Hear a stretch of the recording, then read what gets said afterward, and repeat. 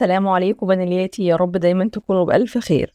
بأمر الله النهاردة هنعمل تورتة مع بعض، تزيينها لطيف ورقيق جدا وأي حد ممكن يعملها، سهلة جدا جدا، وكمان هبين لك كل تفاصيلها. فتعالي على طول نبتدي الفيديو. قبل بس ما نبتدي بفكرك باللايك وبالشير. يلا بينا على طول نبتدي. معايا هنا طبق فيه 2 كوباية من الكريم شانتيه، يعني 200 جرام كريم شانتيه. عليهم 1.5 كوباية من المية الساقعة المتلجة، يعني 300 جرام مية ساقعة متلجة.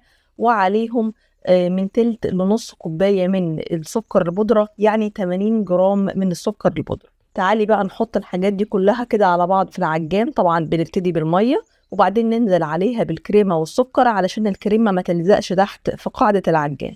وهبتدي اضربهم معاكي، هيبتدوا يعملوا معايا فوم ويبقى قوامهم زي الفل. بالنسبة للناس اللي ما عندهاش كريم شانتيه خام، طبعا مش هتضطر انها تحط سكر، هي كده كده عندها السكر في الكريمة، فهتحط نفس مقدار المية على نفس مقدار الكريمة ومش هتحط سكر. هبتدي بقى افك الكادر كده من على الكيك اللي عندي. الكيك اللي عندي هنا مقاس 20، استخدمت فيه 500 جرام من دقيق الاسبونج، عليهم 6 بيض، وعليهم 50 جرام من المية الساقعة المتلجة، عليهم 13 جرام من محسن الجل. اما بالنسبه لكريمه الحشو فهسيب لك اللينك بتاعها تحت في صندوق الوصف. عملنا كريمه حشو بالجناش كانت تحفه. كل اللي عملته هنا ان انا ضفت شويه كريمه بيضه من فوق الوش وسويتهم كده بظهر السباتولا، بجرد طبق الدوار. السباتولا كده كده ثابته في مكانها، بنعم الوش عن طريق ان انا بجرد طبق الدوار، وبعدين هشيل الزوايد من على الجوانب عشان خاطر هغلف الجوانب بالشوكولاته. ده كان طلب العميله. فهبتدي ان انا احط بودرة كاكاو اسباني على الكريمة اللي عندي، وابتدي اقلب كويس كويس كويس على قد ما اقدر كده عشان خاطر اخليها ناعمة وتاخد لون الكاكاو. كمان هحط كمان شوية كاكاو تانيين، ولابد ان انا اصفيهم من خلال مصفى عشان الكاكاو بيبقى فيه كتل، لو نزلت في الكريمة هتكلكع. فطبعا انا في غنى عن ده كله. ابتدي احطها عندي في كيس حدواني واشطب الجوانب. الموضوع لغاية دلوقتي سهل جدا جدا، مفيهوش اي مشكلة. كل حاجة فيه واضحة ومفيش فيها أي صعوبة. ابتدي ان انا اشطب كده لغاية الاخر، وبعدين ابتدي امسك السباتولا وافرد بظهر السباتولا. وبعد ما افرد بظهر السباتولا عشان اضيع اي فراغات، ابتدي ادخل بعد كده بالسكرابر. السكرابر بقى هو اللي بينعم لي الدنيا دي كلها. طبعا السكرابر لابد انه يكون ستانلس، بلاش اي سكرابر يكون بلاستيك، يا اما يكون عندك ستانلس يا اما يكون عندك اكليريك، انما غير كده لا. ببتدي ان انا ازود كده في الاماكن اللي انا حاسه انها الكريمه فيها قليله شويه، وارجع اغلف مره تانية فيظبط معايا الشكل من الجوانب زي ما انتي شايفه كده. تعالي بقى نحط هنا لون كده احمر على الكريمه عشان خاطر اقلب كويس واخد لون احمر الى حد ما. الاحمر اللي استخدمته اسمه سوبر ريد من ماجيك. بيدي لون الى حد ما كويس طالما ان الكريمه عندك قليله. لو الكريمه عندك كتيره وعايزه احمر قوي، ابدأي ان انت حطي اخضر مع الاحمر، هيبتدي يدي معاكي احمر ناري بشكل اسهل شويه.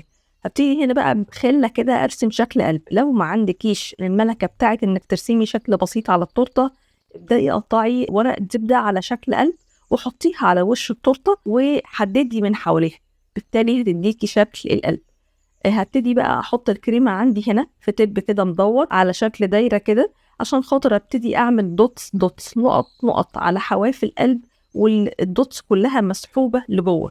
وهبتدي بسن الفرشه ان انا افرش عندي الكريمه دي عشان عايزه شكل القلب من جوه عامل زي القلب المرسوم كده، اللي فيه نقطه متحدده من كل الجوانب، لكن من جوه الفرشه باينه فيها والسحبه باينه عليها. اول ما نهيت عندي السحب، هبتدي تاني اعمل نقط برضو من النص، وبرضو بنفس التكنيك هسحب لجوه في نفس الاتجاه بتاع السنتر بتاع التورته لغايه لما يبقى شكلها عندي بالشكل اللطيف ده. هبتدي برضو بنفس النقط دي اعمل نقط على الجدار من تحت بتاع التورته. سهله قوي، نقطه وبتشديها، نقطه وبتشديها وتسحبي النقطه التانية بعدها، مفيش اسهل من كده.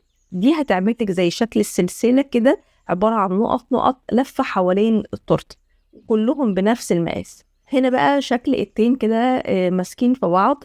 التورته كانت لعيد جوازي، فانا حابه اعمل شكل التين دول، فطبعا هسيبلك الشكل ده في المنتدى هنزلهولك عشان خاطر يبقى عندك. وقصيت الشكل اللي عندي هنا مقاس 9 في 12. هبتدي ان انا احطه هنا على جزء كده من عجينة السكر، وبأي أداة من أدوات النحت هبتدي ان انا اعلم في عجينة السكر. يعني همشي على كل الرسمة